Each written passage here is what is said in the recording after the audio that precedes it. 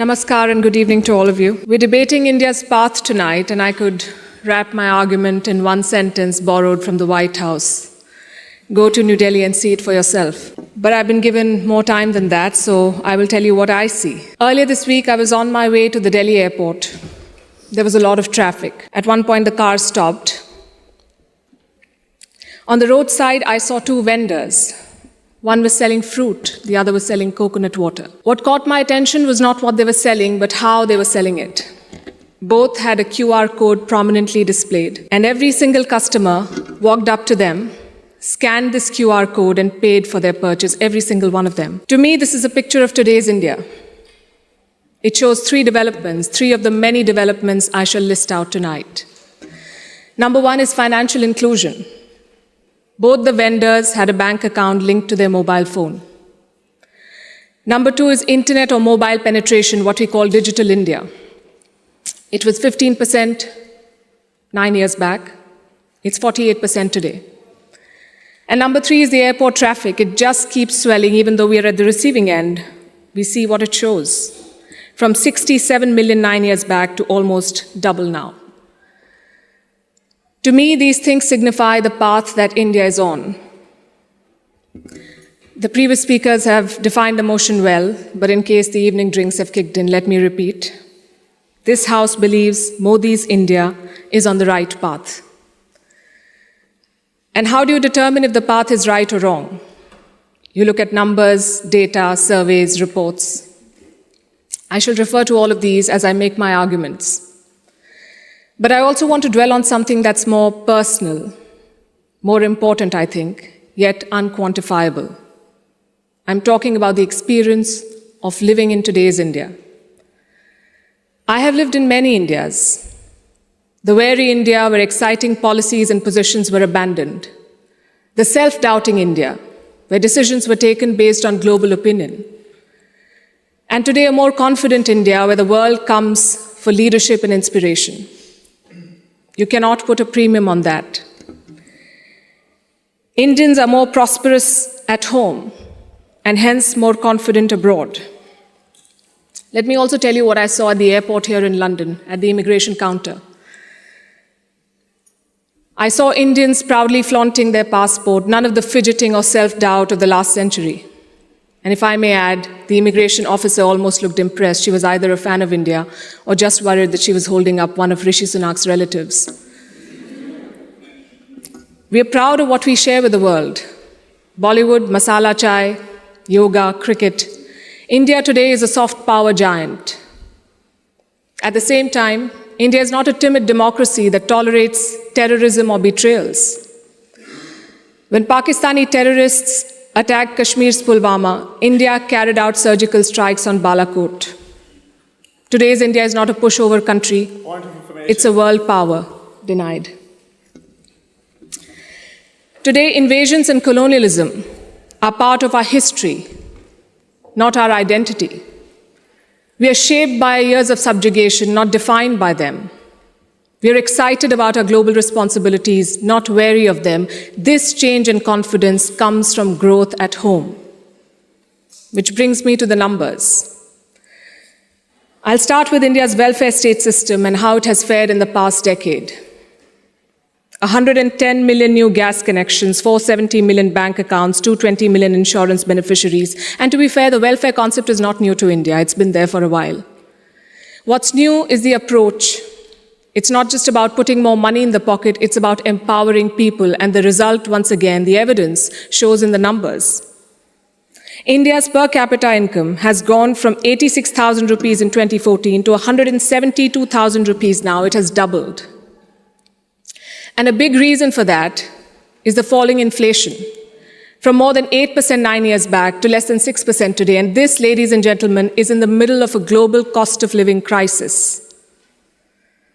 Foreign direct investment is at its highest level. Foreign trade is at its highest level. The growth mantra is connectivity. And I don't have to tell the British that. First thing you did in your colonies was build roads and railways. Our growth story has been about two Indias. The urban India, the bustling urban India, and a sluggish rural India. Today we are trying to connect the two. We are building more than 38 kilometers of highway every day, which is 50% more than what it was 7 years ago. The number of airports has doubled since 2014. The total capacity at seaports has doubled. This connectivity is what is driving India forward. You mentioned GST. Our constitution calls India a union of all states, which is a great tribute to our diversity. But it also meant 28 different state economies, different taxes, different trade practices. This government tried to unify it to create a single Indian market. It took time, but the result is this today. Tax collection is at its highest ever. The number of taxpayers has doubled since 2017. I have a lot of data I could go on, but you get the drift. So now I'm going to talk about India's global position. Because your path is also about your role in the world. Are you a troublemaker or a consensus builder? I think there is no doubt as to where India stands. India is a member of the Quad and the SCO. India is invited to the G7, but is also a member of the BRICS. India rubs shoulders with the West, but also leads the global South. Which other country can claim to juggle these roles? And how does India do it? Because we are not trying to play an outsized role in the world, we are trying to play the right role. In the Russia-Ukraine war, India has not taken sides. And I know it confuses a lot of people here, but back home the thinking is very clear. It is not in our national interest to pick sides and make things worse. India has excellent relations with Russia and the West, and we want to preserve that. It's like when your two good friends fight. Do you pick sides and make things worse? Or do you try to talk sense to them and bridge the divide? I know what a good friend would do. I see what India is doing. India has always been, or always tried, to be a part of the solution, not the problem. Look at our neighborhood policy. When Sri Lanka was sinking, India provided assistance worth $4 billion, no strings attached, no grudges held, for Colombo's proximity with China. A lot of people say that India is losing control of South Asia. I say South Asia was never India's to control. New Delhi is building relations based on mutual respect and equality, and the results show beyond government interactions. Countries like Nepal and Bhutan are using India's online payment systems. Students from the neighborhood come to India for training, grants, and scholarships. This government has aced what we call Buddhist diplomacy. It is leveraging India's position as a cradle of Buddhism. All these initiatives have made India popular. The world stands with us against Chinese expansionism. The global South looks up to us for leadership. The global North looks up to us for partnership.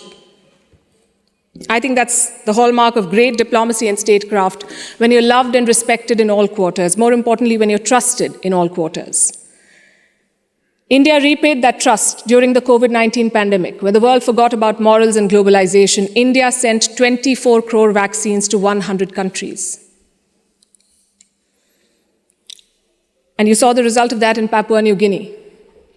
When Prime Minister Modi landed there, their Prime Minister touched his feet. This was not a personal gesture to a leader. This was a vote of thanks to the entire country. Let's talk about domestic affairs. Kashmir was brought up. This government abrogated Article 370. Today, Kashmir's economy is doing much better.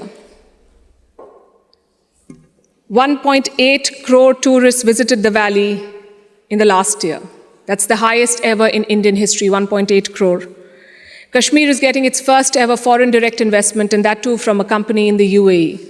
But since this is Kashmir, let's not limit ourselves to finances. Let's talk about security.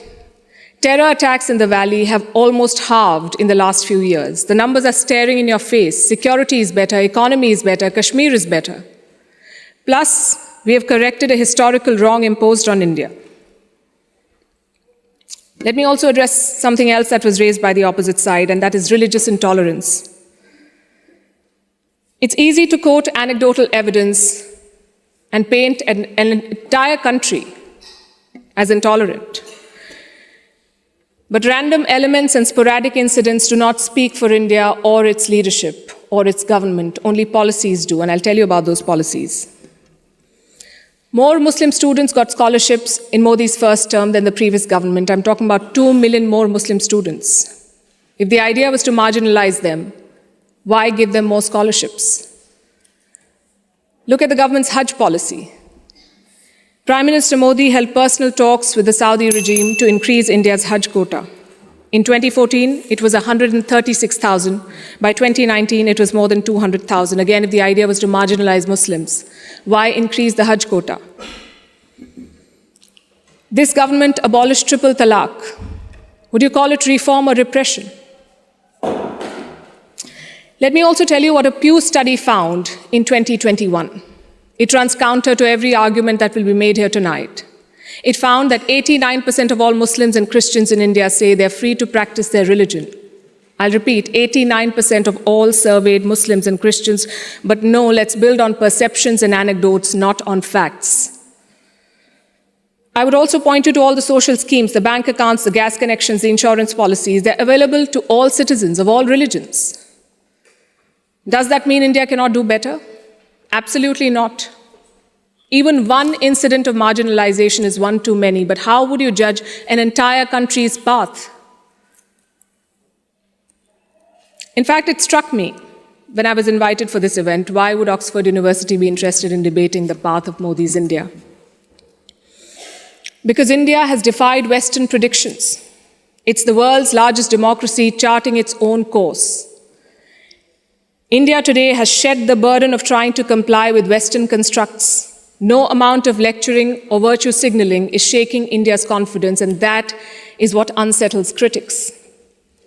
There are hit-and-run experts with no accountability who make pronouncements based on their political leanings to create an anti-India narrative. GDP growth won't touch 5%. There was corruption in the Rafale deal. The government was snooping in opposition parties using Pegasus. All of these make for juicy headlines. And they make it look like everything is wrong in India. But when a Supreme Court investigation finds no wrongdoing, when India's growth crosses 7%, who is questioning these experts? When an 85% Hindu majority Karnataka votes out the BJP, is the West then lauding India's secular credentials? You see, to judge a country's path, you have to be able to separate agenda-driven narrative from facts. In conclusion, let me say this. For any country in the world, there is always a wrong path. Enough dictators and autocrats have shown us, but there is no single right path. Britain has its own right path. India has its own right path. As long as democracy is respected, as long as the Constitution is respected, I would say to each their own. It is wrong to judge one country on the parameters of another. And that has been the beauty of India since 2014. We've uplifted 140 million people out of poverty. We did so while conducting free and fair elections, dozens of them. We did so while protesting, debating, and dissenting. And finally, I think the hallmark of a right direction is also public approval. Do the people think you're on the right path? The people of India answered that question in 2019. Thank you.